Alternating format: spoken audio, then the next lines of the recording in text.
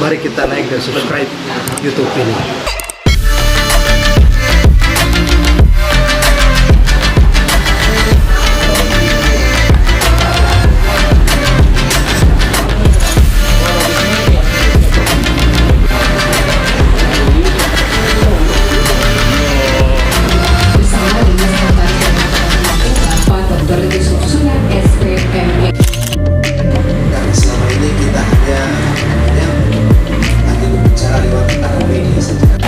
Dari aspek ekonomi lain misalnya dunia usaha terjun bebas, kondisi masyarakat seperti tercerabut, begitu banyak pekerja, tenaga kerja yang harus dirumahkan dan di PHK.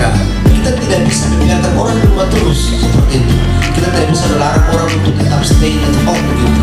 Relaksasi ini bagaimana kita mengaktifkan kembali aktivitas ekonomi, aktivitas sosial, aktivitas publik, tetapi dengan pembatasan dan pengaturan dan protokol kesehatan yang jelas dan ketat. Assalamualaikum warahmatullahi wabarakatuh. Nama saya Iskandarius. Selamat malam, salam sejahtera untuk kita semua. Memang Perwali nomor 13 tahun 2020 ini setelah mendengarkan harus disosialisasi agar masyarakat juga bisa memahami tentang Perwali terkait dengan penanganan COVID ini. Nah, terkait dengan Perwali ini, setelah saya membaca Perwali ini, saya melihat memang sudah cukup bagus ya terkait dengan Perwali itu sendiri. Karena memang ada beberapa pasal yang memang saya sendiri juga belum begitu paham, dan mungkin juga harus disampaikan dalam sebut pengunjung terkait dengan pasal 7 ayat 1. Dalam pasal 7 ayat 1 di situ ada larangan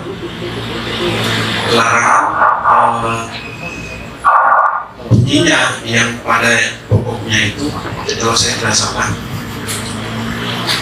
setiap orang atau pelaku usaha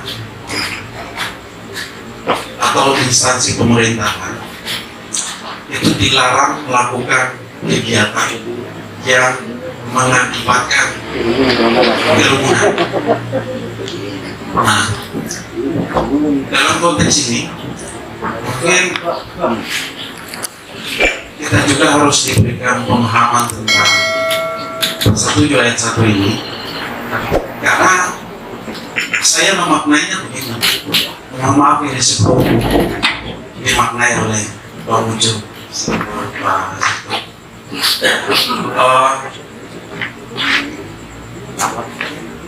apakah maksud dari pasal 7 ayat 1 ini itu menyangkut? Ya, baik, terima kasih. Nama. Yang pertama saya ingin menyambung apa saya sampaikan oleh Pak Is, Pak Lawyer ini sama Ko Salif. Yang pertama bahwa Perwali ini sudah cukup luar biasa. Artinya saya menyambung saja apa yang disampaikan. Yang paling terpenting di sini adalah saya melihat Perwali ini adalah satu bentuk pemerintah bagaimana mendorong supaya kapasitas masyarakat kita yang bagus, yang baik. Karena kita tahu persis bahwa sebesar apapun ancaman atau sekecil apapun ancaman, ketika dia berhadapan dengan kapasitas masyarakat yang rentan, sudah pasti bencana akan muncul. Ancaman apapun, kalau masyarakat orang kapasitas di bawah, ini kan ancamannya kecil. Jangan wabah virus, wabah yang paling lemah sekalipun akan melahirkan bencana. Begitu. Ya bencana yang dimaksud ini adalah tadi kerugian, baik itu kerugian materi, korban jiwa dan lain sebagainya, itu baru nama bencana. Tapi kalau wabah, kalau terada kerugian ekonomi, terada orang meninggal, berarti bukan bencana. Kalau begitu. Cuma kenyataannya COVID ini melahirkan bencana ekonomi, bencana kematian, orang meninggal, orang ekonomi hancur dan sebagainya. Akhirnya ditentukan ini sebagai bencana. Tapi kalau sebesar apapun ancaman, kalau kapasitas masyarakat lebih besar lagi, otomatis ancaman itu akan potensi bencana akan berkurang. Maka untuk itu saya rasa peraturan wali kota ini penting, dan lebih penting lagi adalah bagaimana tanggung jawab orang membantu pemerintah kota untuk mensosialisasikan perubahan ini di masyarakat.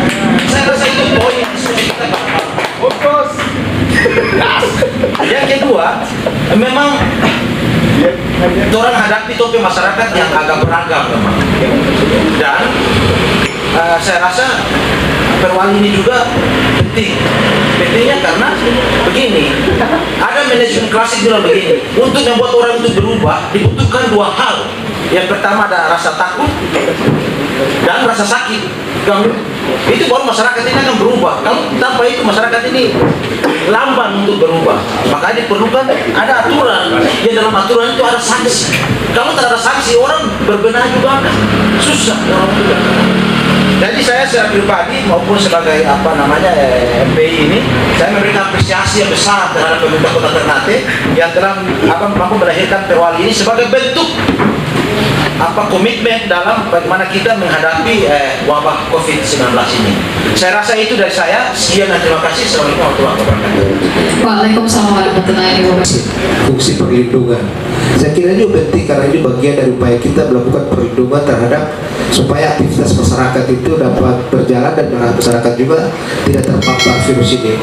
Fungsi yang lainnya, fungsi perwali ini juga mengatur fungsi development, misalnya fungsi pembangunan supaya aktivitas pembangunan itu dapat berjalan. Tetapi di sisi lain juga fungsi pemerintah itu misalnya empowering, memperdayakan. Di sini juga seperti ini, bagaimana semua elemen masyarakat itu dilibatkan, peran serta itu dilibatkan. Jadi sosialisasi ini bukan hanya dari pemerintah kepada masyarakat, tetapi melibatkan OKP, melibatkan teman-teman semua. Ini sehingga sosialisasi ini bisa berjalan pada semua sisi, semua daerah. Jadi memang ini tugas, bukan hanya tugas pemerintah, tetapi juga tugas semua kawan-kawan, karena kita merasa berkewajiban bahwa pandemi ini adalah musuh kita bersama.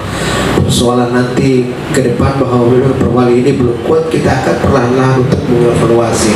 Karena ini perwali ini juga bukan Al-Quran yang menjadi undang-undang saja bisa direvisi segala macam, apalagi hanya perwali yang begitu fleksibel. Paling tidak kita ingin memberikan sebuah kepastian hukum bahwa harus ada kesadaran masyarakat, harus ada kesadaran masyarakat terkait dengan tata kehidupan yang sekarang ini, yang misalnya harus dulu longgar ya, orang harus lebih ketat dengan protokol-protokol kesehatan. Saya kira itu. Terus yang kedua tadi dari gubang misalnya, kalau alat pemadam kebakaran mungkin begitu, tetapi bagi saya ini juga paling tidak dalam kondisi sekarang ini kita butuhkan begitu. Kalau ada api terus padamkan kan repot juga, itu bisa membakar semuanya. Kalau ada pemadam kebakaran mungkin saja persepsi orang seperti itu. Persoalan dia punya debit dia itu besar kecil memberikan efek, itu persoalan nanti kita melihat seberapa kuatnya itu. Misalnya persoalan virus dan bakteri. Kalau kita bicara dari aspek epidemiologi misalnya, semua bakteri virus itu berbahaya tanpa pandang bulu. Tapi itu tergantung. Kalau misalnya dia punya imunnya bagus, sekuat apapun virus itu, bakteri itu belum tentu juga dia tertular. Tapi kalau dia punya daya imunnya lemah, walaupun disentuh sedikit angin malam saja oke, super subuh sudah. Dan saya kira ini memang cara kita untuk melihat ini. Tetapi paling tidak bahwa kondisi misalnya dikatakan oleh Gubang tadi, kita tidak ingin melahirkan efek domino kepanikan yang berkepanjangan. Karena itu tentunya bahwa perwali ini memberikan ruang supaya kita mengatur tata kehidupan masyarakat yang lebih baik begitu. Saya setuju dengan Ulis, saya tidak komentar karena itu sebenarnya setuju dengan pikiran saya. Saya sudah paham sudah seperti itu. Jadi memang saya paham betul karena itu. Jadi nanti juga karena ini juga bagian dari sosialisasi, saya butuh juga pemikiran-pemikiran. Ada juga sini saudara saya Cimot nanti yang mungkin memberikan pencerahan-pencerahan, karena pemerintah itu tidak selalu benar gitu. Memang harus ada ketika misalnya saya katakan ketika saya menjadi sekda, saya sekarang lebih banyak di luar daripada di belakang meja karena tugas saya. Kalau misalnya saya lebih banyak harus mengkonsolidasikan teman-teman terus birokrasi, karena saya ingin merubah mindset orang bahwa menjadi pejabat publik itu kita tidak harus berada di kantor, tidak di belakang meja. Kantor itu hanya aktivitas-aktivitas terpalingan diskusi surat tanda tangan atau paraf. Setelah itu lebih banyak kita harus keluar. Makanya saya hadiri kegiatan malam ini yang sudah diatur oleh Kadispora dengan teman-teman KNPI seperti itu. Saya sowan ke teman-teman media. Itu bagian dari upaya kita melakukan sosialisasi terhadap perwali ini. Karena itu tugas kita adalah kita anjang sana, anjang sini. Itu bagian dari upaya kita bagaimana kita memberikan pemahaman, kesadaran lewat media, lewat teman-teman OKP bersama-sama supaya terputusnya pandemi itu betul-betul tidak lagi menjadi sebuah kepanikan, panik massa yang begitu luar biasa di masyarakat. Orang harus terima, orang harus memang optimis semangat karena paling tidak bahwa pandemi ini harus segera berakhir. Satu barangkali saya ingin sampaikan terkait dengan pasal-pasal ini sampai sekarang misalnya kita belum memberikan izin terkait dengan misalnya relaksasi di bidang pendidikan. Ini penting ingin saya sampaikan. Kenapa begitu? Kita melihat bahwa kita punya anak-anak sekolah ini sampai sekarang kita belum melonggarkan karena kita berpikir berkali mereka ini adalah generasi bangsa, generasi emas yang tidak bisa kita biarkan begitu saja. Biarlah mereka mengikuti pendidikan itu lewat rumah dengan dengan keterbatasan IT misalnya, tetapi paling tidak kita melakukan upaya pencegahan. Kita tahu memang bahwa anak-anak itu memiliki imun yang lebih bagus daripada orang tua-tua, dan mereka memiliki daya adaptasi yang lebih bagus daripada kita yang umurnya sudah di atas. Tetapi kita sadar juga bahwa mereka ini adalah generasi emas. Kita ini 10-15 tahun lagi kita akan mencapai bonus demografi. Sangat sia-sia kalau orang korbankan mereka hanya untuk kepentingan sesaat, paksakan Mari Pak Sekda, Pak Kabak Hukum. Saya melihat peraturan wali kota ini hanyalah semacam alat pemadam kebakaran. Jadi ada kebakaran, terus kita ambil pemadam dan kita matikan apinya. Tapi saya mau mengajak Pemda harus berpikir dari belakang ke depan. Bagi saya virus ini nggak ada masalah. Bakteri juga itu bagi saya yang lebih bermasalah. Kita tahu bahwa kota Ternate ini seluruh rumah bahkan usaha itu sepitenya tidak kedap air. Nah ini kita beternak bakteri Escherichia coli. Escherichia coli itu dia bisa mengakibatkan kerusakan pencernaan. Kemudian kita juga mendiamkan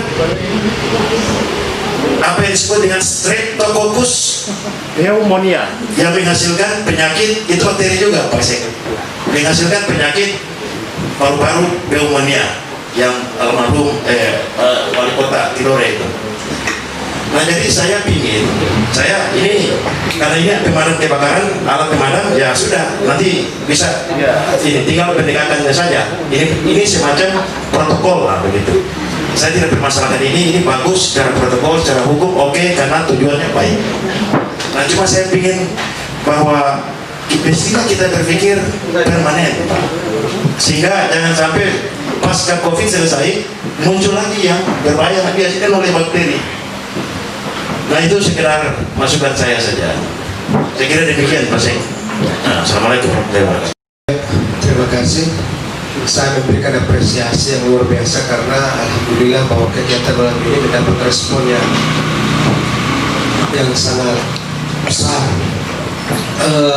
Memang bahwa perwali ini memang harus kita sosialisasikan ke masyarakat supaya mereka bisa tahu bahwa pemerintah itu berbuat.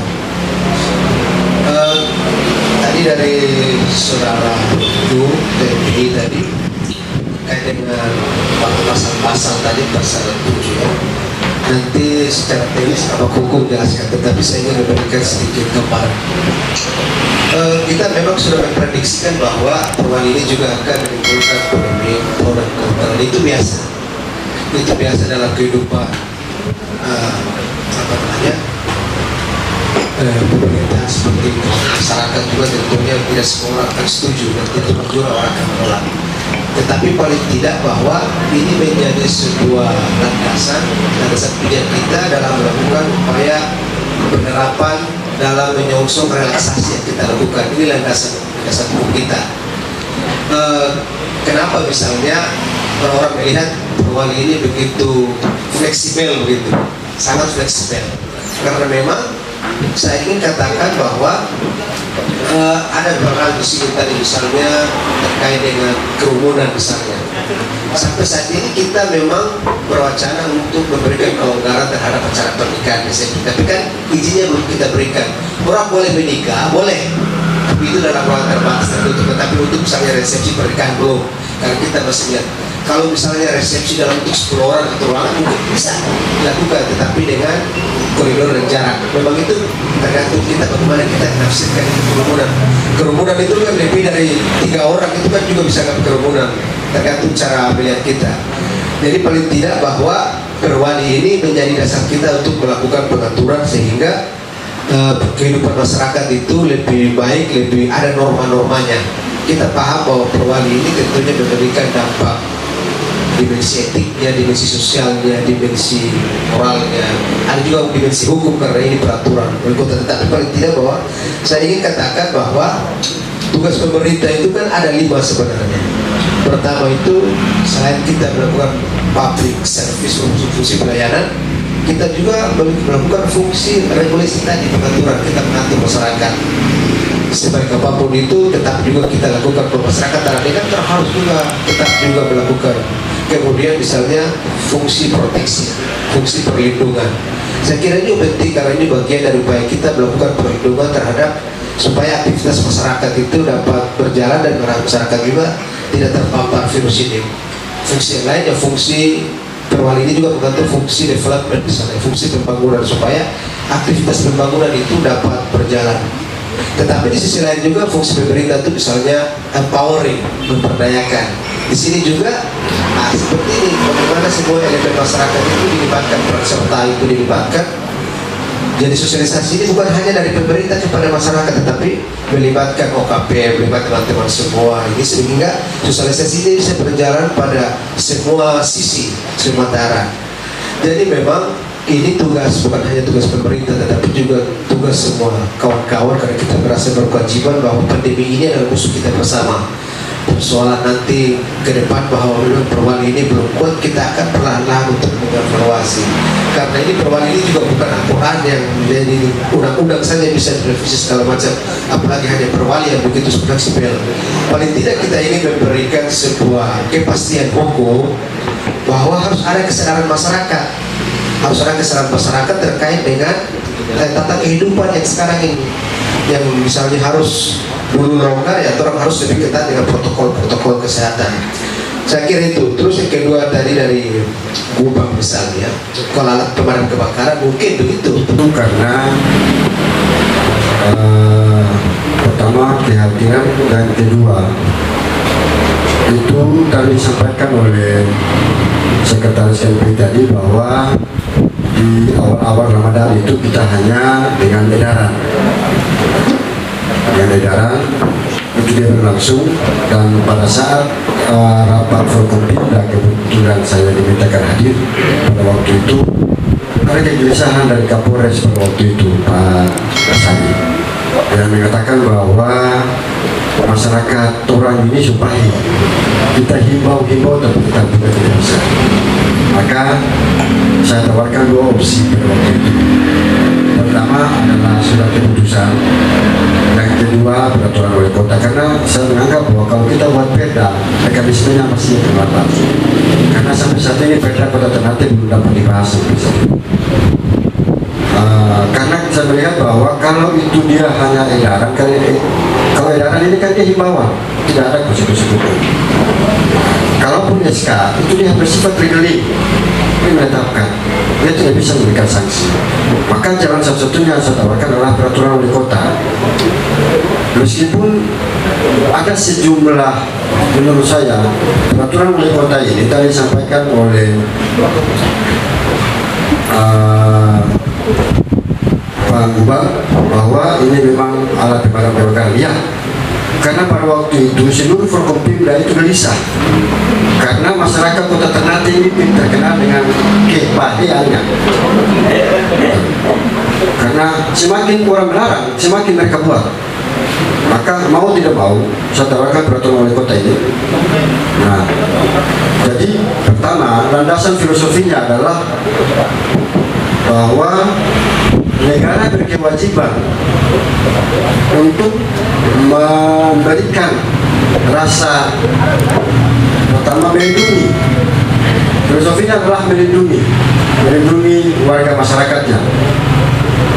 Kemudian dalam konstitusi itu sendiri bahwa masyarakat mempunyai hak untuk hidup sehat, memperoleh derajat kesehatan di lingkungannya. Maka kemudian itu landasan filosofinya, landasan sosiologisnya itu sampai memakai bahwa Kota Ternate itu dia semakin meningkat kurvanya. Maka mau tidak mau harus ada regulasi. Maka meskipun saya menganggap bahwa regulasi ini itu dia belum sempurna karena sudah ada satu kali perubahan. Kita menyesuaikan dengan protokol kesehatan yang dikeluarkan oleh pemerintah pusat terkait dengan badan usaha dan jasa perdagangan. Nah, ini juga saya juga ke Pak Gubang dulu, ke Iskandar, bahwa regulasi ini, saya berpikir bahwa regulasi ini tidak hanya dia bersifat ius constitutum, dia bersifat ius constituendum. Jadi bukan hanya saat ini, tetapi dia berlaku di masa yang akan datang. Jadi ada hukum yang diciptakan karena dalam undang-undang tentang wabah itu mengatur terkait itu. Jadi saya menambahkan penggunaan, jadi Perwali nomor 13 itu bukan hanya pada COVID, tetapi pada penyakit menular. Sehingga setelah COVID masih ada penyakit lain lagi, itu masih dalam kategori menular, itu dapat digunakan Perwali ini. Kemudian terkait dengan sanksi dulu ke Bang Cimot. Terkait dengan sanksi di pasal 13 itu, kalaupun tadi ditawarkan, memang ada beberapa tawaran bahwa kalau orang perorangan dia melakukan itu tidak pakai masker, itu dia mencabut, petugas dapat mencabut SIM-nya atau menahan SIM-nya, sebagaimana yang dilakukan di beberapa kabupaten kota menahan KTP-nya. Tetapi saya melihat bahwa landasan yuridisnya tidak ada, karena ini kewenangan ini dia berada pada lantas. Pemerintah daerah tidak punya kewenangan untuk mencabut SIM atau menahan SIM seseorang. Maka saya kolaborasi dia dengan beberapa, maka di sanksi itu saya memasukkan juga ada poin-poin, yakni penerapan sanksi lainnya sesuai ketentuan peraturan perundangan. Nah, di ayat 2 pasal 13 ayat 2 huruf F itu membuka ruang penerapan sanksi penyakit menular, dan juga yang digunakan di Jakarta pasal 212, 216, 218 KUHP gitu. Tetapi masih ada kontroversi itu. Saya memakai ruang itu sehingga gampang untuk kita menerapkan sanksi itu. Tetapi sampai saat ini tidak ada sanksi yang melebihi 1 tahun dan sebagainya, hanya sanksi pembinaan rata-rata. Nah, ini juga langsung ke Iskandar bahwa di pasal 7 ayat 1 itu memang setiap orang pelaku usaha instansi pemerintah swasta dalam melaksanakan kegiatan yang mengakibatkan kerumunan masyarakat. Karena pada waktu itu, karena ini darurat kesehatan, maka Presiden mengeluarkan itu. Kami mencoba merumuskan dia dalam bentuk norma, karena pada waktu itu masyarakat gencar-gencar lakukan pesta perkawinan dan sebagainya, itu tidak mengindahkan protokol kesehatan. Maka apapun bentuknya, yang namanya kerumunan itu harus pakai masker, jaga jarak. Kondisi sekarang kita tidak jaga jarak. Saya tadi sekalian menempatkan itu, saya ketawa karena kita sendiri sosialisasi terkait dengan perda ini, tapi kita tidak jaga jarak. Kan minimal 1 meter. Nah, kemudian terkait dengan kerumunan tadi disampaikan oleh Pak Sekda bahwa sampai Sampai sekarang kita belum mengeluarkan izin, baik itu izin kerumunan perkawinan dan sebagainya, sampai sekarang belum. Selanjutnya di pasal 6 penerapan di lapangan, memang kami menyadari bahwa penerapan di lapangan masih kurang efektif. Itu yang kami sampaikan ke Paseka untuk mengevaluasi pelaksanaan penerapan perda ini di lapangan, karena banyak sekali. Saya melihat sepanjang jalan Jabir itu pada saat dijual itu tidak memakai masker, tidak memakai sarung tangan, orang dulu di swearing, tidak mengindahkan protokol kesehatan, physical distancing tidak. Penjual lebih mementingkan dagangannya ketimbang protokol kesehatan. Nah, tadi saya sangat berterima kasih ke Ulis karena itu merupakan tugas kita semua. Kemudian di pasal 13 tadi memang terkait dengan sanksi berjenjang. Nah, memang seharusnya sanksi berjenjang tadi disampaikan oleh Bang Cimot, sanksi berjenjang. Sanksi berjenjang sampai pada tingkatan saya meminta kepada gugus kota Ternate sampai pada gugus tingkat kelurahan, kalaupun misalnya mereka menemukan, mereka harus mencatat nama tadi sebagaimana kalau dia tidak memakai itu, sehingga pada saat berikut dia sudah dapat menerapkan sanksi yang berikutnya, misalnya sanksi pembinaan. Nah, pembinaan dalam penjelasannya saya sengaja memasukkan push up sebagai bentuk olahraga, jadi bukan sebagai bentuk pembinaan tapi bentuk olahraga. Nah, dengan orang berolahraga push up mungkin imun tubuhnya bisa naik. Karena kan kalau kita lihat di Facebook atau di media lain, kalau imun tubuh kita turun, kita disuruh ketuk-ketuk dada. Nah, pada saat orang push up itu denyut jantungnya pasti akan berdetak kuat, maka imun tubuhnya secara gratis pasti akan naik. Oleh sebab itu maka sanksi ini tidak dia aplikasi berjimur. Jadi orang perorangan itu langsung push up, yang saya lihat itu banyak dilakukan langsung push up. Jadi tidak push upnya berapa kali itu terserah itu di lapangan. Nah, kalau untuk dunia usaha yang sekarang lagi kita gencar-gencarkan dengan relaksasi, karena relaksasi itu sendiri adalah bagaimana memberikan rasa nyaman bagi masyarakat untuk beraktivitas. Itu kita membungkus new normalnya, karena kita tidak menerapkan PSBB, maka kita membungkus new normalnya dengan relaksasi. Nah, relaksasi ini bagaimana memberikan rasa kenyamanan, masyarakat stres. Sampai yang kemarin itu kalau tidak salah di Facebook itu ada orang yang di Amara yang menghancurkan isi kamar karena stres. Maka Kota Ternate mencoba memberikan rasa kenyamanan bagi masyarakat untuk beraktivitas. Jadi relaksasi ini bentuk dari tingkat pengawasan, dan kami menyadari bahwa dalam aspek pengawasan kami masih lemah. Itu sehingga akan dievaluasi oleh Paseka sebagai sekretaris, sehingga ke depannya masyarakat itu kita ajak untuk memberikan pola hidup baru, cuci tangan, jaga jarak, pakai masker. Tetapi kadang-kadang orang suruh pakai masker dan belum terlalu napas. Nah, jadi Perwali ini dia mencoba merubah itu, karena Perwali ini juga merupakan bagian daripada merubah suatu kondisi masyarakat ke arah yang lebih baik. Saya kira itu untuk sementara, saya kembalikan kepada Anda. Assalamualaikum warahmatullahi wabarakatuh. Baik, terima kasih. Hukum memuat hal yang menjadi kewajiban dan hak, atau hak dan kewajiban. Karena itu hukum juga bersifat imperatif, memaksa. Kenapa harus ada sifat memaksa? Sehingga semua orang memiliki sifat jerah karena ada sanksi. Peraturan yang dibuat, apalagi dalam rangka untuk menciptakan keamanan dan ketertiban, jika tidak memiliki konsekuensi atau sanksi yang memiliki efek jerah, maka itu adalah himbauan. Saya memandang ada ketidaksempurnaan dalam mengkonstruksi perda ini. Maaf Pak. Pertama terkait dengan sanksi. Bahwa hukum itu harus menggunakan asas kepastian, asas keadilan. Apa itu asas keadilan? Bahwa pelanggaran atau perbuatan yang diberikan sanksi atau perbuatan yang sama haruslah mendapatkan sanksi yang sama. Jangan perbuatan atau pelanggaran yang sama di satu kesempatan terjadi tapi sanksinya berbeda dengan perbuatan yang sama yang terjadi di lain tempat.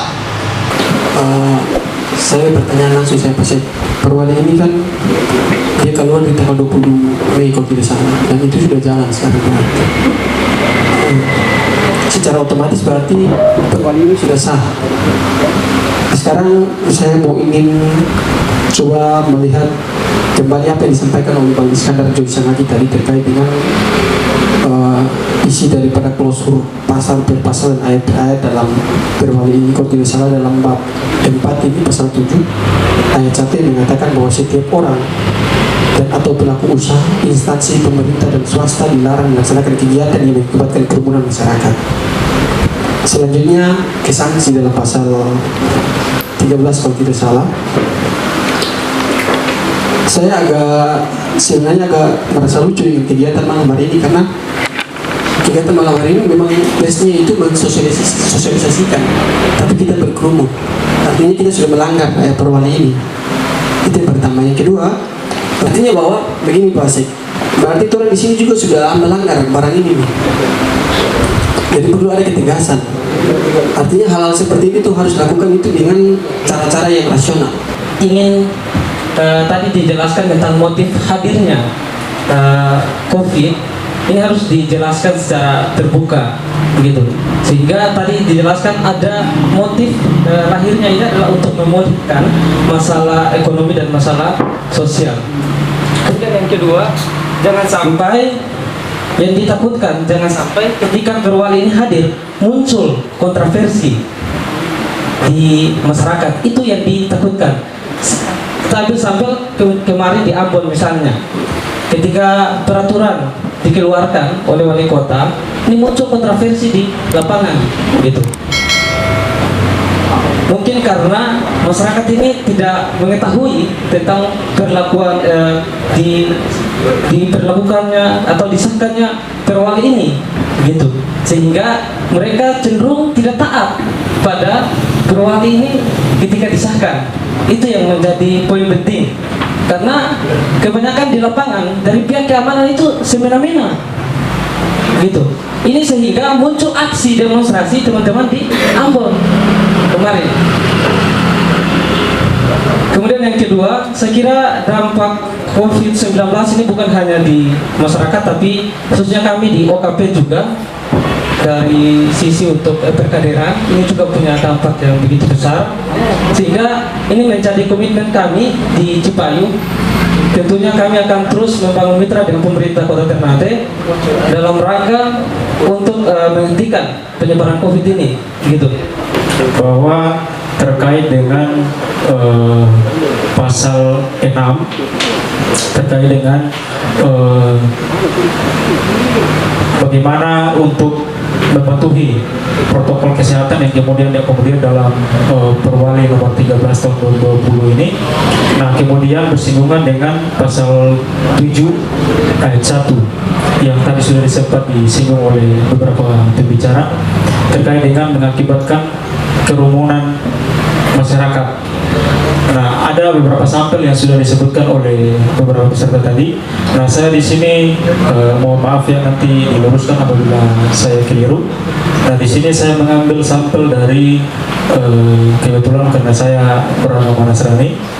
Saya ambil sampelnya dari gereja misalkan. Nah, dalam ibadah kebaktian hari Minggu. Nah, ini kalau kita lihat fakta yang ada di lapangan bahwa ini mengakibatkan kerumunan banyak orang. Nah, tadi sempat disinggung bahwa di sini juga kerumunan banyak orang ya untuk masyarakat. Nah, oleh karena itu saya mengambil sampel dari gereja. Nah, kira-kira bagaimana nih? Karena bagi saya agak sedikit bingung terkait dengan pasal 6 yang apabila sudah dipenuhi seluruhnya terkait poin per poin, dan kemudian pasal 7 itu dilarang melaksanakan kegiatan yang mengakibatkan kerumunan masyarakat. Nah, itu yang saya agak bingung atau keliru, dan saya mohon diluruskan. Mungkin demikian dan saya kembalikan. Terima kasih. Baik, masih Satu, pasal 4 soal penggunaan masker. Nah, saya justru berterima kasih karena diatur situ soal saat berkendaraan kita menggunakan masker. Namun ketika saya cross check di pasal 7 ayat lebih tadi, mereka semua lebih cenderung ke pasal 7 ayat 1. Saya di pasal 7 ayat 2 huruf A. Setiap orang, siapa saja ya, dan atau pelaku usaha atau instansi pemerintah dan swasta yang diwajibkan, huruf A di situ melaksanakan dan atau mengatur pembatasan jarak fisik saat melakukan kegiatan aktivitasnya. Diperjelas lagi di pasal 3, di ayat 3, jarak fisik sebagaimana dimaksud pada ayat 2 huruf A dilakukan sesuai protokol kesehatan minimal 1 meter setiap antrian. Nah, ini kalau kita gali di pasal soal masker tadi, itu pengendara motor hanya diwajibkan untuk menggunakan masker. Sementara di sini kalau kita menafsir setiap orang ini siapa saja, di situ ditekan soal melakukan kegiatan aktivitasnya. Orang bawa ojek itu juga setiap orang yang melakukan kegiatan aktivitasnya. Sementara dijelaskan lagi di pasal 3 itu, di ayat 3 itu soal protokol kesehatan 1 meter. Saya mohon maaf Pak Kabak selaku dosen saya juga. Jadi bukan saya bukan saya tidak setuju ya, tapi maksud saya adalah apakah pembatasan jarak ini ketika kita menerapkan di masyarakat itu dia mampu terrealisasi atau tidak? Itu dulu kita buka. Sebab orang bawa ojek itu adalah persoalan isi perut, soal ekonomi mereka. Kalau hari ini di jarak 1 meter soal protokol kesehatan itu, apakah bisa menjamin orang punya soal isi perut atau tidak? Itu dulu yang kita buka. Karena di lapangan sana hampir semua kita punya kakak-kakak, papa-papa, om dan seterusnya melakukan aktivitasnya ojek. Dan ojek itu tidak bisa diatur 1 meter. Itu yang kita harus bukan juga harus memberikan pertimbangan itu. Kemudian saya lihat di soal sanksi, teguran tertulis, penggunaan penutupan sementara tempat usaha, pencabutan izin usaha, kemudian penerapan sanksi lain sesuai dengan ketentuan peraturan perundang-undangan yang berlaku sudah dijelaskan oleh Pak Kabak tadi soal di huruf F. Namun ada juga masih soal kontradiksi. Nah, saya lihat yang paling keras itu hanya soal penutupan sementara tempat usaha, pencabutan izin usaha. Itu lebih-lebih ke masyarakat. Sementara di pasal 4, pasal 5, pasal 6, dan pasal 7 bicara soal dikenakan sanksi. Di situ ada pemerintah di dalam. Tapi sanksi yang lebih diberatkan adalah hanya ke pelaku usaha. Ini artinya bahwa nanti masyarakat di sana ketika melihat lah sama seperti yang disampaikan oleh Bang Simo tadi, tidak ada keadilan di situ soal dikenakan sanksi.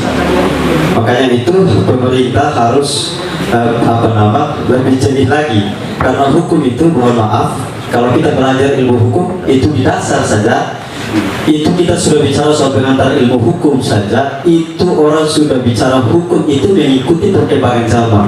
Artinya hukum itu dia tidak boleh statis, dia dinamis, mengikuti perkembangan zaman. Olehnya itu undang-undang sekalipun itu sedetail mungkin diatur, tapi norma yang di dalam sudah tentunya masih memiliki kekurangan. Nah, olehnya itu yang saya sampaikan tadi mohon menjadi pertimbangan para pemerintah Kota Ternate. Karena yang saya lihat tadi orang tidak terlalu yang kurang kayak gitu-gitu. Seakan-akan nggak rangkum semua. Makanya saya tidak menemukan, bahkan dijelaskan. Alhamdulillah ada dijelaskan oleh Pak Kabak tadi. Saya masih agak menemukan substansi sedikit. Ya, karena yang disampaikan juga tidak terlalu lebar. Yang disampaikan oleh Pak Sekot saya belum menemukan. Terima kasih, saya kembalikan. Berhubungan langsung dengan teruan ini, Pak Kabak Hukum, silakan. Mohon Pak, saya jelaskan terkait dengan kontroversi misalnya memang itu terkait dengan sosialisasi. Kami mendengar itu sosialisasi pertama, kalau kita lakukan sosialisasi secara masif dan mengumpulkan orang banyak, jelas kita akan bertentangan dengan perwali itu sendiri. Maka melalui gugus tugas itu melakukan sosialisasi itu dari kelurahan ke kelurahan, itu dilakukan oleh gugus tugas. Karena keberadaan perwali ini itu sebagai upaya untuk membackup gugus tugas dalam pelaksanaan tugas di lapangan. Terkait dengan tadi Jufri dari pasal 6 bagaimana mematuhi itu, memang kami sementara lagi menyiapkan edaran terkait dengan pelaksanaan Perda nomor 14 ini, 13/14, karena sekarang itu Perda 14 terkait tentang perubahan atas peraturan wali kota nomor 13. Jadi kami akan mengeluarkan edaran untuk tempat ibadah, untuk tempat-tempat ibadah, gereja, masjid, dan juga di wilayah pertokoan. Kami langsung melakukan itu sementara lagi dalam proses perumusan. Jadi nanti insya Allah dalam minggu depan edaran untuk tempat ibadah itu insya Allah akan disebarkan ke seluruh PKM masjid di Kota Ternate. Nah, kemudian terkait dengan apa yang disampaikan oleh Maruf tadi, pasal 4 dan pasal 6. Nah, terkait dengan pasal 4 itu kalau kita mau terapkan untuk ojek misalnya di pasal 7 agak susah. Jadi beberapa waktu yang lalu ada perusahaan transportasi Gojek yang telah mengeluarkan pembatas, berdasarkan sementara ada pembatas. Jadi ada pembatas yang antara pengemudi dan dengan penumpang. Memang susah kalau kita menerapkan penerapan jarak untuk ojek, memang susah. Jadi penerapan ojek itu di pasal 4 saja, yaitu menggunakan masker. Jadi tadi ada saran itu diterapkan kalau boleh penerapannya itu di semua kalangan pimpinan SKPD. Nah itu di pasal 13 ayat 1 itu sudah menjelaskan setiap orang yang melanggar ketentuan sebagaimana dimaksud dalam pasal 4, pasal 5, pasal 6, dan pasal 7 dikenakan sanksi. Sanksi sebagaimana dimaksud dalam ayat 1 merupakan sanksi administrasi. Tadi disebutkan oleh Iskandar, kita lebih banyak pada sanksi administrasi. Nah, jadi ini juga kembali kepada masyarakat, karena biarpun itu aturan atau regulasi dia sebagus apapun, tetapi kalau tidak ada kesadaran masyarakat sebagaimana disampaikan oleh Ulis tadi, agak susah. Dalam penegakan hukum itu perlu regulasi, masyarakat, dan petugas aparat. Kalau salah satunya itu tidak taat, maka akan susah untuk kita melakukan penegakan hukum. Maka pemerintah dalam hal ini, pemerintah Kota Ternate untuk menjawab keresahan dari dari Forkopimda khususnya Pak Wali yang hingga saat ini tidak mau untuk menerapkan PSBB-nya, itu justru melakukan cara-cara yang agak bijak, yaitu menggunakan masker dalam pembatasan jarak fisik dalam pencegahan penyebaran penyakit menular dan corona di Kota Ternate. Nah ini upaya pemerintah untuk dapat hadir di tengah masyarakat untuk bisa minimal mencegah penyebaran virus. Karena sekarang ini kan sudah bukan lagi pada transmisi ini, tapi sudah transmisi lokal. Jadi itu kita kembali pada masyarakat itu sendiri. Kalau masyarakat tidak pakai masker, tidak jaga jarak, ya otomatis pasti cepat atau lambat ya kita terkena virus. Itu pun terkembali pada masyarakat untuk bisa percaya keberadaan virus ini atau tidak, itu diberikan kepada masyarakat. Tadi kalau Pak Abang Cimot ada, saya ingin sampaikan bahwa virus ini biar tomawi lagi itu terdapat. Virus ini biar tomawi lagi itu terdapat. Jadi saya tadi bilang di Bang Cimot. Nah, iya, itu. Jadi kita kembali pada kesadaran masyarakat sendiri dan pemerintah hadir, karena ini merupakan tugas pemerintah untuk dapat memberikan rasa kenyamanan bagi masyarakat. Satu 107 ayat 1 yang dari saudara kita dari non agama Kristen. Nah, memang ini yang menjadi soal sebenarnya buat menurut saya. 107 ayat 1 ini soal tadi kita juga harus mempertimbangkan tentang aktivitas ibadah misalnya. Kalau dengan berlakunya perwali ini, maka sudah otomatis kita harus tegakkan perwali. Nah, sholat Jumat pun harus dipertimbangkan sholat Jumat. Dan saya yakin dan percaya, tadi saya setuju soal kabar hukum tadi, bahwa masyarakat orang ini agak pahit. Nah, agar dia tidak menyimpang berlaku masyarakat dengan perwali yang ada, karena saya melihat di setiap Jumat itu semua melaksanakan, tidak ada yang kemudian tidak melaksanakan walaupun ini. Nah, sekarang kalau misalnya kita butuh ketegasan dari ini, berlaku seperti itu, kemudian harus lahir perwali. Makanya saran saya harus didesain semaksimal mungkin untuk dapat mengakomodir terkait dengan soal aktivitas ibadah tadi. Kalau ini sebatas saran saya aja, karena memang tadi ada yang juga sudah mencoba untuk menyikapi terkait dengan aktivitas kita pada malam ini juga sebenarnya bertentangan dengan perwali. Di awal tadi saya memang tidak menyatakan begitu.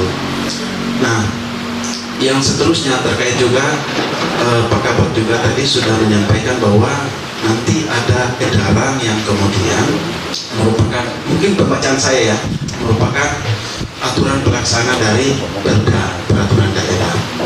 Nah, ketika edaran ini juga muncul, pasti akan bertabrakan dengan perwali yang saat ini kita sosialisasikan. Karena di perwali itu secara tegas melarang, pasal 7 ayat 1 itu dilarang itu ya tidak boleh melakukan, tegasnya begitu. Kalau sudah dilarang ya tegasnya tidak boleh melakukan. Nah, kalau memang ada edaran lagi maka akan jadi bertentangan. Nah, memang pengujiannya ya secara ilmu hukum kita lihat lex specialis lex posteriori derogat lex inferior, hukum yang lebih tinggi mengabaikan hukum yang lebih rendah. Saya lihat bahwa perda ini memang aturan yang lebih tinggi dibandingkan dengan perwali, tetapi bukan pada konteks itu yang saya melihat, tetapi ini akan menjadi satu bahan cerita bagi rakyat Kota Ternate bahwa ternyata peraturan yang dibuat oleh kita sendiri itu ternyata ada overlap, ada pertentangan antara yang satu dengan yang lain. Nah, itu yang maksud saya, ini sebatas saya saran saja. Kalau memang diterima ya alhamdulillah, tidak juga tidak apa-apa. Nah, yang berikut terkait dengan soal saksi berjenjang yang sudah dijelaskan oleh Bang Cimo tadi. Memang benar juga kalau mereka melakukan lebih dari satu kali, ini juga harus dipertimbangkan. Nah, di sini butuh ketegasan daripada saksi yang ada. Satu hal yang kalau Bang Cimo masih ada, saya juga mau menanggapi bahwa perwali itu dia tidak mengatur terkait dengan sanksi pidana. Yang mengatur sanksi pidana itu hanyalah undang-undang dengan peraturan daerah, cukup di situ. PP sendiri pun tidak mengatur tentang sanksi pidana. Nah, kalau memang ada perbuatan yang itu mengarah ke pidana, ya kita berlakukan sebagaimana Pak Kabak Hukum menyampaikan, ada KUHP, ada undang-undang ini. Terus juga tadi ada soal pemahaman tentang setiap orang juga akan dikenakan sanksi terkait dengan penghentian sementara. Tidak begitu. Kalau saya membaca perwali itu tidak begitu. Perwali itu dia mengatur terkait dengan soal sanksi pencabutan sementara. Izin sementara itu hanya berlaku pada hukum, tidak pada orang per orang. Mana ada orang per orang itu dikenakan sanksi izin atau ini, tidak begitu cara berhukum kita. Nah, memang soal sanksi penerapan sanksi pencabutan sementara izin sementara itu hanya berlaku pada pelaku usaha, dalam hal ini badan hukum. Kemudian pencabutan izin usaha itu juga hanya berlaku pada badan hukum, baik itu mau badan hukum maupun badan non hukum. Mungkin kan relaksasi, tetapi paling tidak ada payung hukum yang jadi landasan dalam pelaksanaan relaksasi. Itu ada koridor yang harus dipatuhi oleh masyarakat. Tugas pemerintah itu tadi melakukan pengaturan-pengaturan itu, mengatur perlindungan. Maka salah satunya itu dilahirkan Perwali ini.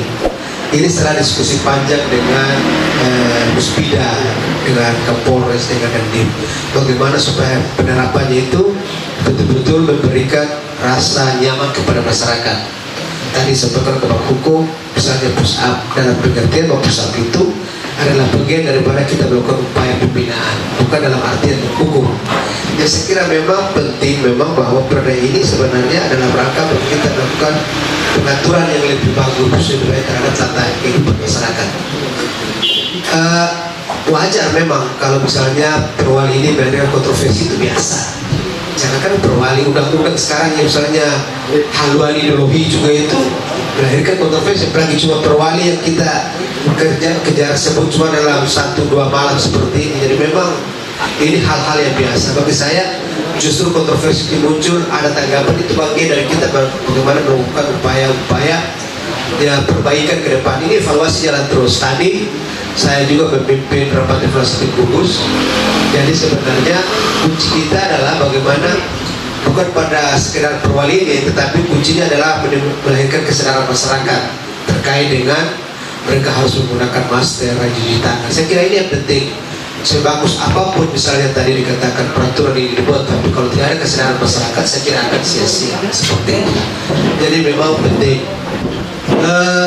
Tadi dari adik dari GKI terkait di HMI bahwa ini juga juga berdampak pada aktivitas organisasi pengkaderan. Oh iya, memang iya, kita juga untuk sebentar, tetapi paling tidak bahwa walaupun sudah dilarang kita melakukan pengaturan ini, saya tetap percaya bahwa mereka juga tetap dapat aktivitas ini walaupun dilarang.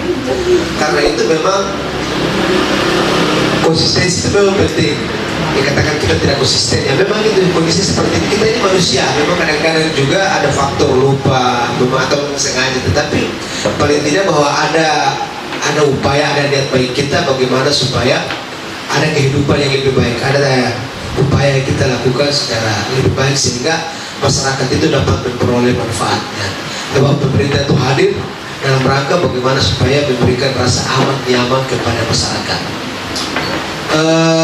Saya juga memberikan apresiasi misalnya nanti ada agenda dengan HMI misalnya, bisa saya diundang kita diskusi tentang bagaimana masalah pemulihan ekonomi, kita bercerita karena bagi saya cerita dan seperti itu lebih memberikan manfaat kita untuk mengcover masalah yang terjadi di masyarakat. Karena pemerintah kadang-kadang juga tidak sampai ke bawah. Mungkin adik-adik semua yang berada di segala di OKP ini punya informasi yang valid sehingga kita bisa untuk lebih mudah untuk mengcover sebagai beberapa inventarisasi masalah kita di pemerintahan. Disampaikan oleh adik dari GKI maupun Sadar, memang